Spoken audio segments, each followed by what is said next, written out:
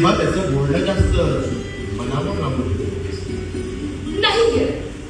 कोणाचंही बोलणं मनावर नाही घेणार. रागवलीस बोलतोच रागवायचं काय करा. मग अशी दूर का जातेस? ध्रुव पदापासून दूर जाणाऱ्या एखाद्या आलापासाठी संगीत शाळेत गेला होता वाटतं.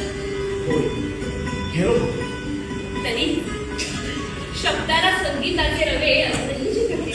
नुसत्या शब्दाला नव्हती तर मनाला इतकी का ती गायिका सुंदर होती. गायिकेच्या सौंदर्याकडे कोण पाहतो. श्रेष्ठ संगीताच्या मैफिलीत गायक आणि श्रोता त्या दोघांचेही देहभाव सायंकाळच्या प्रकाशाप्रमाणे अभावात विलीन होऊन जातात. कानाला धक्को स्वरा आणि ऐकणारा धक्को श्रुती. पण गायिका काही सुंदर असतात का?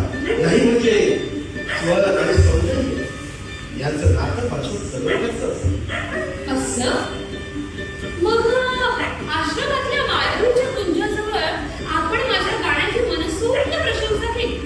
ती खोटीच वाटतं की सौंदर्याची स्तुती केली ती खोटी.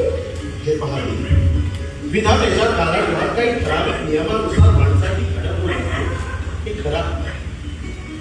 पण नियम ही गोष्ट अशी आहे की जिचा परमेश्वरालाही केव्हा तरी कंटाळा आल्यापासून अशा वेळी तो निर्मितीचे सारे नियम सारी गोष्टच्या बाजूला ठेवतो आणि साऱ्या संकेताला झुगारून अलौकिक काव्य जन्माला माझी लाडकी देव आहे म्हणजे असं अद्भुत काव्य